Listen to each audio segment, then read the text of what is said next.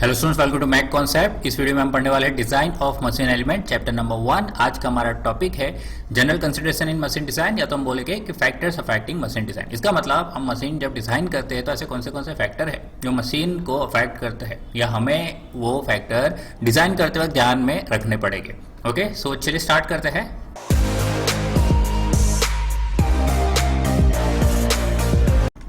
So this is general consideration machine design, ये हमने heading डाल दिया। तो फर्स्ट टॉपिक, इसका फर्स्ट फैक्टर है types of load and stresses. देखिए, एक मशीन का जो पार्ट्स है जो वर्किंग कंडीशन में होता है तो उस पर अलग अलग तरह के लोड लगेंगे। अब जैसा लोड लगेगा उसी हिसाब से उस पर स्ट्रेसेस लगेगी। जैसे फॉर एग्जांपल कॉम्प्रेसिव लोड लग रहा है तो कॉम्प्रेसिव स्ट्रेस इंड्यूस होगी। ओके, टेंसाइल लोड लग रहा है तो टेंसाइल स्ट्रेस डेवलप होगी। सो अलग अलग तरह के लोड हो सकते हैं। शियर स्ट्रेस हो सकती है, शियर लोड हो सकता है। सो चलिए, इसमें ज्यादा समझने वाली बात नहीं है, सभी बच्चों को पता ही होता है। So there are variety of loads that can act on machine components. Machine के कंपोनेंट्स में अलग अलग तरह के लोड लगते हैं। अच्छा, वो लोड स्टैटिक हो सकते हैं, डायनामिक हो सकते हैं। इसका क्या मतलब? स्टैटिक मतलब क्या? स्टेडी रहेगी, मतलब सुबह से लेके शाम तक उस लोड में कोई भी वेरिएशन नहीं आएगा, वो कम ज्यादा नहीं होगा। फॉर एग्जाम्पल देखिए, घर है, घर के अंदर कुछ हमने कुछ बनाया है, कुछ रख दिया है। ओके, तो वो चीज जो है, सपोज हमने एक कपबोर्ड रख दिया है तो कपबोर्ड का लोड है वो स्टेडी लोड है। ओके, वो कम ज्यादा नहीं होने वाला, वो थ्रू आउट जो है जब तक वो वहीं पे है वो उतना का उतना ही रहेगा। दूसरा रहता है डायनामिक लोड, वो कम ज्यादा हो सकते हैं, वेरी हो सकते हैं। फॉर एग्जांपल एक बाइक है, उस पर एक पर्सन वो बाइक चला रहा है या फिर 2 पर्सन है वो लोग, तो कम ज्यादा यहाँ पे हो सकता है। ट्रेन है, उसमें पैसेंजर के हिसाब से उस पर लोड कम ज्यादा हो सकता है। Okay, so again there are variety of load that can act on machine and it may be static, it may be dynamic. तो ये जो लोड है, लोड के कारण क्या होता है? स्ट्रेसेस डेवलप होती है। सो अलग अलग तरह के लोड कौन से आते हैं? टेंसाइल, कॉम्प्रेसिव, शियर, और उसके हिसाब से स्ट्रेसेस कौन से आएगी? तो टेंसाइल स्ट्रेस, कॉम्प्रेसिव स्ट्रेस और शियर स्ट्रेस। ओके, आसान पॉइंट है, तो एग्जाम के लिए ये इजीली याद रख सकते हैं। Now the second factor is kinematic of machines. अब काइनेमेटिक ऑफ मशीन्स का मतलब जो हमने पढ़ा था थियोरी ऑफ मशीन में। अब थियोरी ऑफ मशीन में हम क्या पढ़ते थे कि मैकेनिज्म कैसे बनाना होता है। ठीक है, हमने कहां से स्टार्ट किया था? थोड़ा बहुत रिवाइज कर लीजिए। हमने लिंक से पढ़ना स्टार्ट किया था कि लिंक, फिर लिंक मिलके क्या बनाया था? हमने पैर बनाया था, फिर पैर मिला के हमने फाइनली चेन बनाया था, चेन बना के फिर फाइनली हमारी मैकेनिज्म बनी थी। ओके, और सारे मैकेनिज्म मिलके क्या बनता है? मशीन बनता है। सो यहाँ पे ये सब चीजों में हमने क्या सीखा था कि हमने पार्ट्स को कैसे अरेंज करना है। Okay, so I can say that arrangement of parts. अब पार्ट्स को इस तरह से अरेंज करना है कि जो हमारा रिक्वायर्ड मोशन, डिजायर्ड मोशन हम ले सके वहां से, उस मशीन से। ओके, अगर मोशन जो है वो लीनियर टाइप की है तो लीनियर मोशन फाइनल हमें मिलनी चाहिए, रोटरी मोशन है तो रोटरी मिलनी चाहिए। So kinematics of machine is one of the factor of जो हमें कंसिडर करने हैं मशीन के डिजाइन करते वक्त। So it includes the arrangement of parts और उसकी मोशन। ठीक है, पार्ट्स को कैसे अरेंज करना है, उसकी मोशन कैसी रहेगी, ये सब इसमें आता है।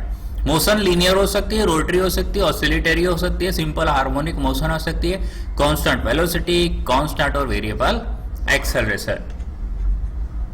अब अरेंजमेंट जो है हमें रखना है कि एज सिंपल एज पॉसिबल। दूसरा हमें क्या ध्यान रखना है कि पार्ट्स का मोशन कैसे है, उस हिसाब से हमें सिंपल रखनी है। Okay, so this is the second factor. Now the third factor is materials. Okay, अब मटेरियल्स में आपको सभी को पता है, अब रिक्वायरमेंट के हिसाब से आप अपनी रिक्वायरमेंट के हिसाब से, लोड के हिसाब से मटेरियल सिलेक्ट करिए। ज्यादा लोड लग रहा है तो उस हिसाब से वो लोड को बेयर करने वाला मटेरियल यूज करना पड़ेगा। स्टैटिक लोड है, डायनामिक लोड है। ओके, तो कैसा मटेरियल, अगर शॉक एब्जॉर्ब करना है तो फिर आपको कैसा मटेरियल यूज करना पड़ेगा। ओके, फिर कॉस्ट भी ध्यान रखनी है। ठीक है, तो कॉस्ट एक one of the main factor है मटेरियल के टाइम पे। ओके, मटेरियल सिलेक्शन, क्योंकि अलग अलग मटेरियल की कॉस्ट अलग अलग रहेगी।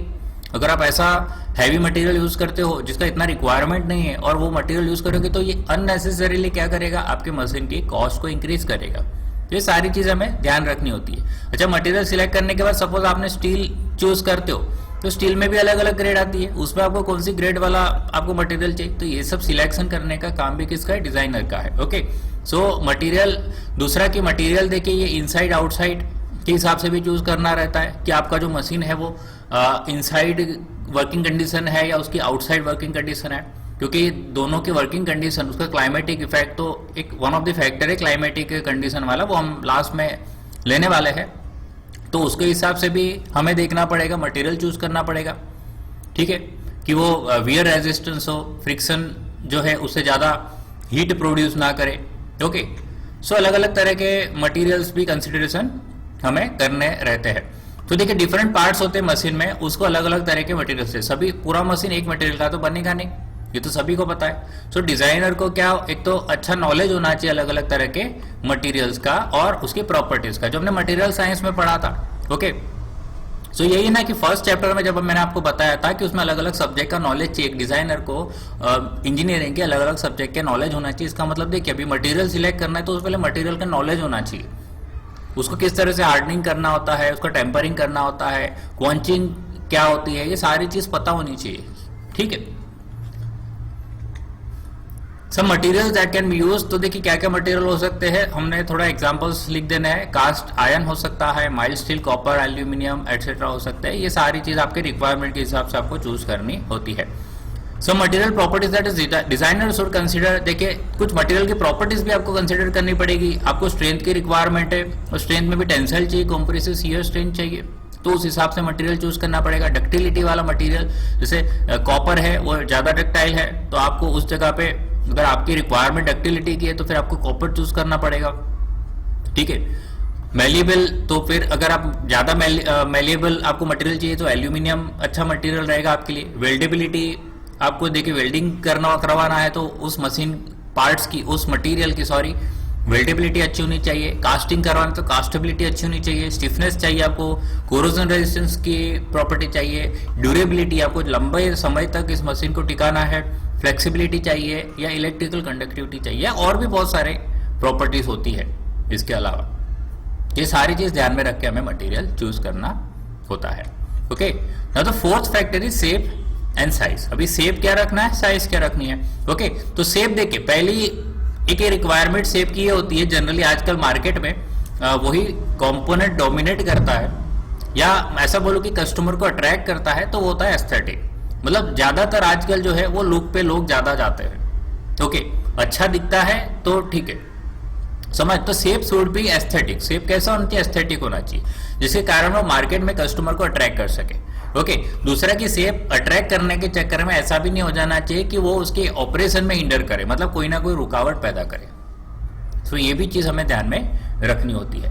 दूसरा शेप जो होता है, कुछ जगह पे एरोडायनेमिक शेप हमें रखना होता है। जैसे कि यहाँ पे आपको ये फोटो दिख रहा है कि ये एक बुलेट ट्रेन है, उसका आगे से आप शेप देख सकते हो। अब ऐसा शेप होने का, ये एरोडायनेमिक शेप होने का रीजन क्या है कि जो एयर का फ्रिक्शन है वो मिनिमम, क्योंकि हाई स्पीड होती है तो एयर का फ्रिक्शन बहुत ही ज्यादा होता है। आप स्पोर्ट्स कार आप देख सकते हो, उसका आगे का शेप कैसा होता है। आप एरोप्लेन देख सकते हो, उसके आगे का शेप कैसा होता है, ठीक है। तो इस हिसाब से आपको शेप चूज करना है कि ओवरऑल परफॉर्मेंस जो है और हैंडलिंग है मशीन की वो इंप्रूव हो, समझ रहे। अभी बुलेट ट्रेन जो है उसका आगे का शेप जो नॉर्मल ट्रेन के हिसाब से तो रख नहीं सकते, अदरवाइज ये कहीं ना कहीं परफॉर्मेंस खराब करेगा उसकी। ओके, ऐसी रेल जो है वो डीरेल हो सकती है, पटरी से उतर सकती है। अब एग्जांपल्स भी आप लिख सकते हो यहाँ पे शेप में कि एरोप्लेन का शेप कैसा होता है, देखिए शिप का, बोट का, वो सारी चीज जो उसके शेप जो होते हैं वो जनरली हमें एरोडायनेमिक रखने होते हैं। ओके, जिससे वो जो है उसकी वर्किंग जो है वो अच्छे से अच्छे हो पाए। अब बात करते हैं साइज की, तो साइज में हमें क्या ट्राई करना होता है कि छोटे से छोटा प्रैक्टिकेबल। ओके, देखिए यहाँ दो चीज लिखनी जरूरी है। तो स्मॉलेस्ट, ठीक है, आपने लिख दिया स्मॉलेस्ट से स्मॉलेस्ट, बट यहाँ पे दूसरी चीज हमने साथ में क्या लिख दी कि प्रैक्टिकेबल। छोटा मतलब इतना छोटा नहीं कि फिर प्रैक्टिकेबल ही ना हो। सो स्मॉलेस्ट प्रैक्टिकल साइज जो है वो चूज करनी चाहिए हमें।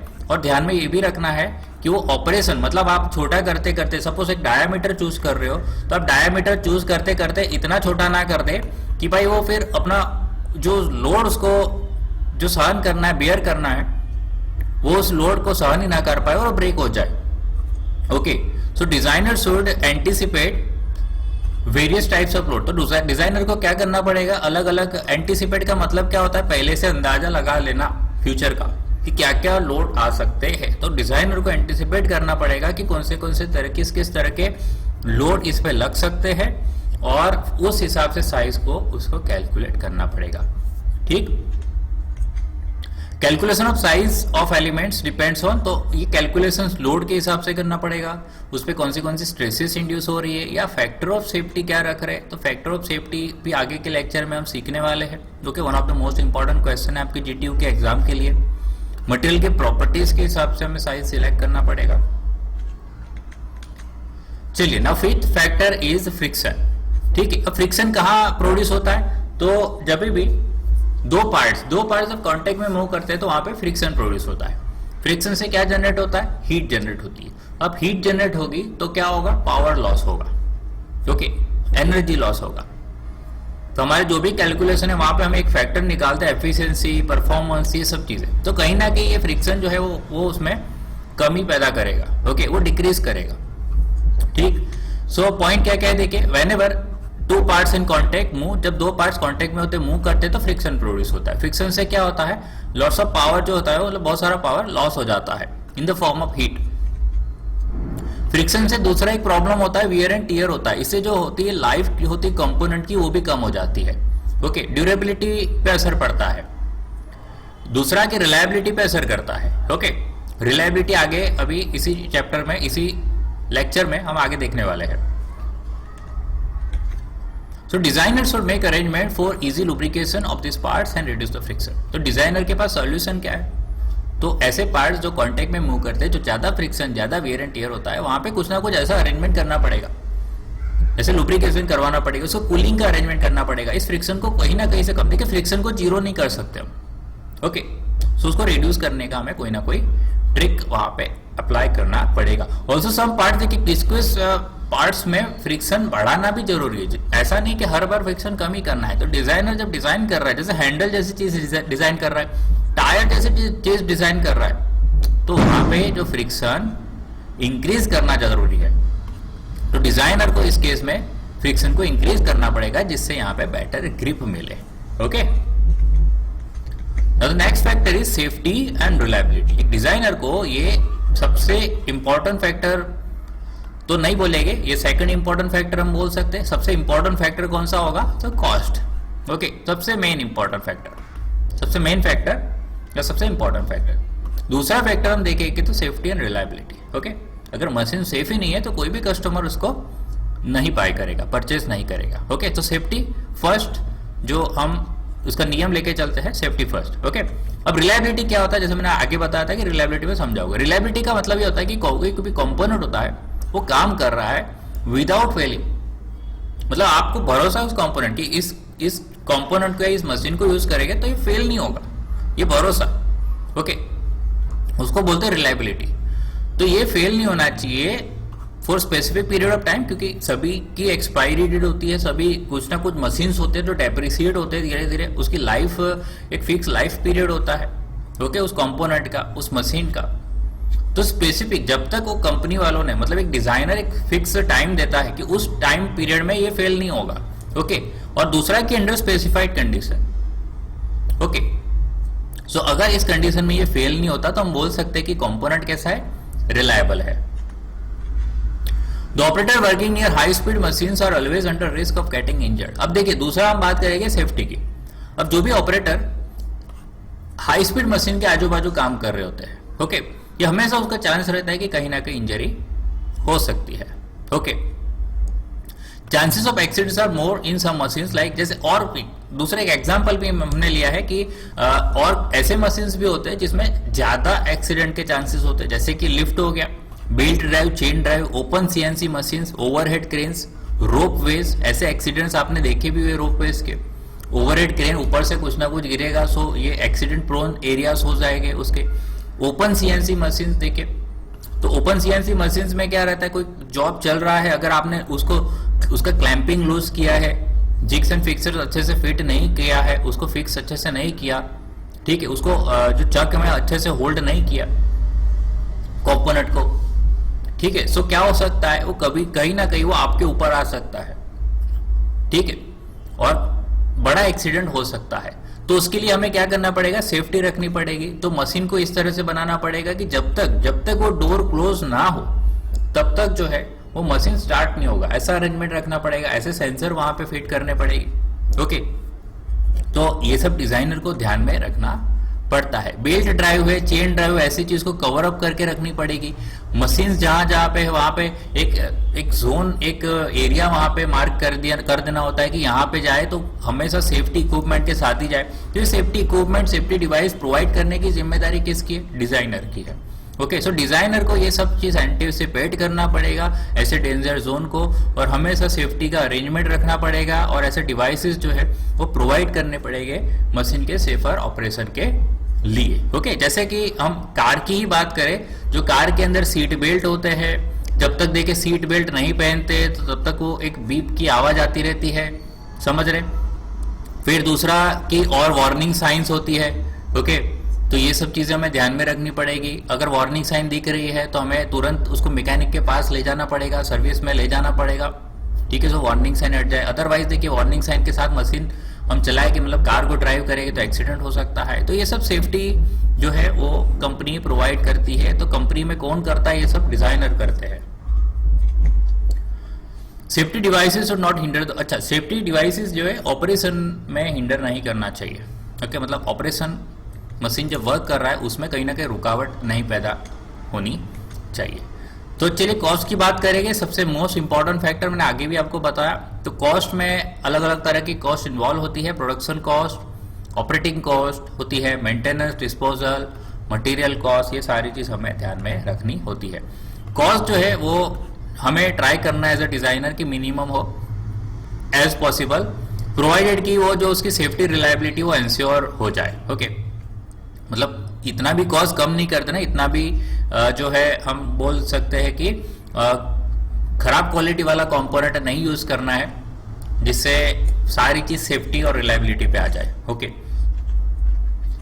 Now the next factor number 8 is standard parts. तो स्टैंडर्ड पार्ट्स का यूज करते हैं कि स्टैंडर्ड पार्ट्स कैसे होते हैं, जैसे गियर हो गया, ये सब चीजें आपको डिजाइन करने की जरूरत नहीं है। अगर आप स्टैंडर्ड पार्ट डिजाइन करने बैठते हो तो एक तो आपका टाइम कहा जाएगा, एक तो एफर्ट, टाइम एफर्ट ऑल्सो, क्योंकि आपका टाइम जा रहा है तो टाइम के साथ मनी कनेक्टेड है तो वो भी आपका खराब होगा, मनी आपका लूज होगा। ओके, प्लस जो आप उसको बनाओगे तो अगेन उसमें टाइम जाएगा, आपका मशीन जो है मशीन उस ऑपरेशन में रुका रहेगा। ओके, तो इसका बेटर सॉल्यूशन क्या है भाई? ये सब स्टैंडर्ड पार्ट्स अवेलेबल होते हैं। और स्टैंडर्ड पार्ट्स कैसे होते हैं? एक तो रिलायबल होते हैं। ओके, पहले से उस पर ISO मार्क रहते हैं। स्टैंडर्डाइज इसीलिए इसको स्टैंडर्डाइज इसीलिए बोलते हैं क्योंकि इसको जो ऐसे ऑर्गेनाइजेशन है ये सारी टेस्ट से पास हो चुके हैं। ये सारे पार्ट्स जो होते हैं उसने सारे टेस्ट पास कर लिए होते हैं, ठीक है, तभी मार्केट में अवेलेबल है। दूसरा कि जैसे मैंने अभी बोल दिया कि मार्केट में अवेलेबल होते हैं, ये इजीली अवेलेबल होते हैं। ओके, मतलब आपको ज्यादा मेहनत नहीं करनी पड़ती ऐसे पार्ट्स को खरीदने में। ओके, आप जैसा ऑर्डर लेते हैं वो सीधा सीधा आपके थोड़े ही टाइम के अंदर वो आपके कंपनी में पहुंच जाता है। ओके, सो ट्राई करना है जब आप डिजाइन कर रहे हो तो सारे पार्ट्स को डिजाइन करने नहीं बैठना। फॉर एग्जांपल मैं बोलूँ कि कार डिजाइन कर रहे हो तो फिर टायर डिजाइन करना नहीं, वो आपको सीधे सीधे बाय करना। आप कार मैन्युफैक्चरिंग कंपनी देखिए खुद के टायर जो है मैन्युफैक्चर नहीं करती, वो बाहर से परचेस कर लेती है टायर को। ओके, सब कुछ चीज पॉसिबल नहीं होती कि हर एक चीज एक ही कंपनी में बनाए। So when ever possible designer को क्या ध्यान रखना है कि स्टैंडर्ड पार्ट्स यूज करना है। जैसे गियर हो गया, पुली, नट्स, बोल्ट्स, क्योंकि स्टैंडर्ड पार्ट्स जो होते हैं वो एक तो इकोनॉमिकल होते हैं, are not economical than made to order. Okay, sorry यहाँ पे गलती हो गई है, are more economical. Okay, so ये पार्ट्स कैसे होते हैं? ज्यादा इकोनॉमिकल होते हैं as compared to made to order, मतलब जो हम बनवाते हैं बाहर। ओके, अब बाहर भी बनवा सकते हैं, कंपनी में भी बनवा सकते हैं। दूसरा इसका एडवांटेज ये है कि ये मार्केट में इजीली अवेलेबल होता है, रेडीली अवेलेबल होता है। यूजिंग पार्ट्स, इससे टाइम बचता है और मशीन जो है वो भी उसका ओवरऑल कॉस्ट आपका बचेगा। ओके, ना तो 9th factor is employed facility. अब ये क्या है?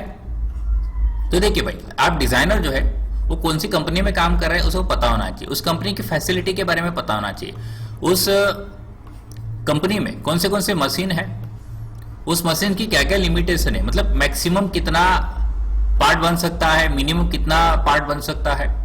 ओके, वो फ्री रहता है कि नहीं रहता, उस पर ऑलरेडी कितना लोड है। ओके, क्या क्या ऑपरेशन हो सकते हैं इस मशीन पे, ये सारा नॉलेज एक डिजाइनर को होना चाहिए। तो ये भी एक फैक्टर, मतलब आप ऐसा पार्ट आप डिजाइन कर दो जो आपकी कंपनी में बनाना इम्पॉसिबल है, या तो आपके कंपनी में वो मशीन ही नहीं है। ओके, या हो सकता है आपने ऐसा प्रोसेस, आपका जो पार्ट है वो बनाने के लिए ऐसा प्रोसेस चाहिए जिसके पास आपके पास स्किल्ड वर्कर नहीं है, समझ रहे? तो ये सारी चीज भी एक डिजाइनर को ध्यान में रखनी पड़ेगी। तो डिजाइनर को क्या होना चाहिए, उसके वर्कशॉप फैसिलिटीज का प्रॉपर नॉलेज होना चाहिए। डिजाइनर के पास जो कंपोनेंट डिजाइन करता है तो ऐसे कंपोनेंट उसे डिजाइन करने चाहिए कि वो ज्यादा से ज्यादा इन हाउस बन जाए। ओके, तो ये इन हाउस बनेगा कब, तो उसे पता होना चाहिए भी उसके पास कौन से मशीन अवेलेबल है। वो ऑफिस से अगर बाहर ही नहीं निकलेगा, वो ऑफिस में ही काम करता रहेगा सॉफ्टवेयर के ऊपर, तो फिर क्या होगा, तो उसे थोड़ा थोड़ा टाइम पे सुपरवाइज करने जाना पड़ेगा, उसको मशीन की इंफॉर्मेशन लेनी पड़ेगी, उसे वर्कर से बात करनी पड़ेगी। ओके, तो अगर ये सारी चीज इन हाउस बन सकती है तो जो आउटसोर्सिंग करने का जो एक्स्ट्रा एक्सपेंसेस है उससे हम बच सकते हैं, वो अवॉइड कर सकते हैं। ओके, तो देखिए ये एक वर्कशॉप है जिसके अंदर कौन सी मशीन है, वो एक ऐसे डिजाइनर को उसको पता होना चाहिए कि भाई ये मशीन मेरे पास है और इतना इतना काम यहाँ पे हो सकता है। चलिए 10th है असेंबली। अच्छा, असेंबली देखिए आप यहां से फोटो से अंदाजा लगा सकते हैं। ओके, तो ये जो ब्लेड है ये बनी कहीं पे है और वो उसका इंस्टॉलेशन कहीं और पे है। ओके, सो इसका मतलब यहाँ पे मेन प्रॉब्लम कहाँ आती है, ट्रांसपोर्टेशन। ठीक है, तो जब असेंबली करवाते हो कोई पार्ट्स का तो आपका ट्रांसपोर्टेशन क्या बन जाता है, इजी बन जाता है। ओके, पूरा का पूरा जो विंड टरबाइन है जो है पूरा बना के हम ट्रांसपोर्ट नहीं कर सकते। ओके, क्योंकि आप देख सकते हो ना ब्लेड कितनी बड़ी होती है। आप चलिए ठीक है, ये तो इसका बात है, हम घर के फैन की बात करते हैं। तो घर का फैन आप पूरा तो खरीदते नहीं, घर का फैन जब आप लाते हो तो घर आके फिर पूरा असेंबल करते हो। ओके, तो इससे क्या फायदा होता है, तो आपका ट्रांसपोर्टेशन इजी बनता है कि नहीं। सो ट्रांसपोर्टेशन जो है वो मेन फैक्टर होता है असेंबली में। ओके, तो ज्यादातर हमें ऐसे ट्राई करना चाहिए। अच्छा, ये चीज आपको आपके प्रोजेक्ट में भी काम आएगा। अगर आप कोई पार्ट मैन्युफैक्चर करवा रहे हो, बनवा रहे हो, तो आपको ट्राई करना है कि ज्यादा से ज्यादा असेंबली प्रोवाइड करनी है, जिससे आप एक जगह से दूसरी जगह इजीली ले जाओ। ओके, उस प्रोजेक्ट को। अदरवाइज सब आप वेल्डिंग करवा दोगे, परमानेंट ज्वाइंट करवा दोगे, तो आपको वो हो सकता है कि आप जिसमें ले जाओ उसमें वो चीज आए ही नहीं। ओके, फॉर एग्जांपल आप रिक्शा करते हो तो रिक्शा में नहीं आएगा, आप टेम्पो करते हो तो टेम्पो में नहीं आएगा, तो फिर आपको बड़ा ट्रक करना पड़ेगा। तो ये सब प्रॉब्लम आ सकती है। ओके, ये तो आपको एग्जांपल बता रहा हूँ खाली। ठीक है, सो असेंबली एक इंपॉर्टेंट फैक्टर है। सो डिजाइनर जो है उसको परमानेंट जॉइंट को अवॉइड करना चाहिए, कोई भी चीज डिजाइन कर रहा है अनलेस नेसेसरी, मतलब अगर जरूरत नहीं है तब तक। ओके, तो उसको ऐसे पार्ट डिजाइन करने चाहिए जो इजीली असेंबल्ड हो सके, इजीली डिसअसेंबल्ड हो सके। असेंबल पार्ट से एक फायदा क्या होता है कि ट्रांसपोर्टेशन इजी बन जाता है। ओके, दूसरा क्या फायदा हो सकता है, तो मेंटेनेंस इजी हो सकता है कि नहीं। सो जो मेंटेनेंस है, फॉर एग्जाम्पल बहुत सारे एक मशीन है जो 100 पार्ट्स का बना है, एग्जाम्पल ले लीजिए। अब उसमें से 2 पार्ट कोई खराब हो रहे हैं, तो अगर आपने परमानेंट जॉइंट मार दिया, वेल्डिंग मार दिया, आपको पूरा का पूरा पार्ट आपको बाहर निकालना पड़ेगा और फिर आपको बहुत महंगा पड़ेगा, कॉस्टली पड़ेगा। अगर छोटा सा अलग अलग छोटे छोटे पार्ट्स है तो वो पार्ट्स अगर खराब हो गया है तो आपको उसी छोटे पार्ट को रिप्लेस करना है, तो रिप्लेसमेंट आपको आसान पड़ेगा। ओके, इसका मतलब मेंटेनेंस आपका ईजी हो जाता है। ठीक है, सो ये भी चीज आपको ध्यान में रखनी होती है। तो इससे इजीली मेंटेनेंस होता है और जो रिप्लेसमेंट का खर्चा होता है वो आपका कम हो जाएगा। ओके, सो चलिए लास्ट फैक्टर पे आ जाते हैं अब, क्लाइमेट एंड केमिकल इन्फ्लुएंस। तो यहाँ पे बात आती है सीधा सीधा क्लाइमेट। अब देखिए 2 तरह के क्लाइमेट की हम यहाँ पे बात करने वाले हैं, एक आउटसाइड और एक इनसाइड। ओके, अब दोनों की कंडीशन अलग अलग होती है। आउटडोर में यूज होने वाले मशीन्स में अलग मटेरियल यूज होते हैं, उसका स्ट्रक्चर, शेप, वो सब अलग तरीके से डिजाइन होता है। और इनसाइड वाले मशीन्स होते हैं, उसके मटेरियल, शेप, साइज, स्ट्रक्चर वो सब अलग होता है, उसमें कुछ फैक्टर्स अलग ध्यान में रखने पड़ते हैं। ओके, तो दोनों में कहीं ना कहीं थोड़ा बहुत डिजाइन करते वक्त डिफरेंस है। ओके, जैसे कि यहाँ पे मैंने एग्जांपल लिया एक रेफ्रिजरेटर का और एक कार का, तो दोनों की वर्किंग कंडीशन अलग अलग है, आप देख सकते हो। सो चलिए, designer should be aware that is machine, उसको क्या पता होना चाहिए कि उसका जो मशीन है is to be use outside और इनसाइड द फैक्ट्री और होम, और उसका जो मशीन है वो अंदर की तरफ यूज होने वाला है या बाहर की तरफ फैक्ट्री है। सो क्लाइमेटिक कंडीशन इन्फ्लुएंसिंग केमिकल्स वो different in both the cases. दोनों केस में कौन सी क्लाइमेटिक कंडीशन जो है कि वो अलग होगी, उस पर असर होने वाले केमिकल्स होंगे वो भी अलग होंगे।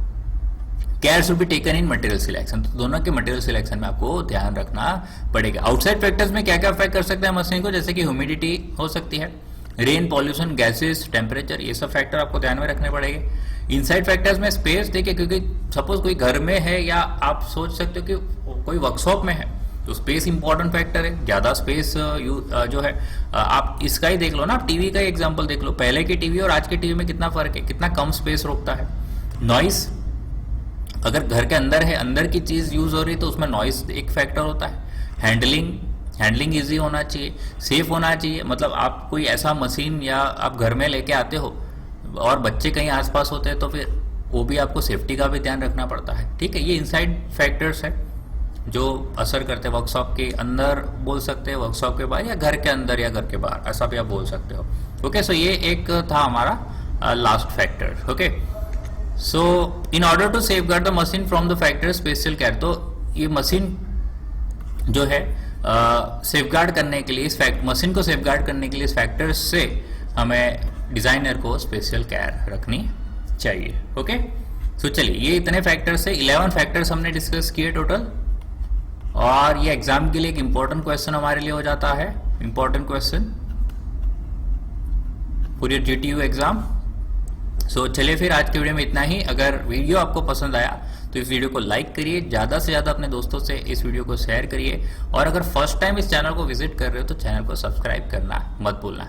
ओके, चलिए फिर अब मिलेंगे नेक्स्ट वीडियो में। थैंक यू, जय हिंद।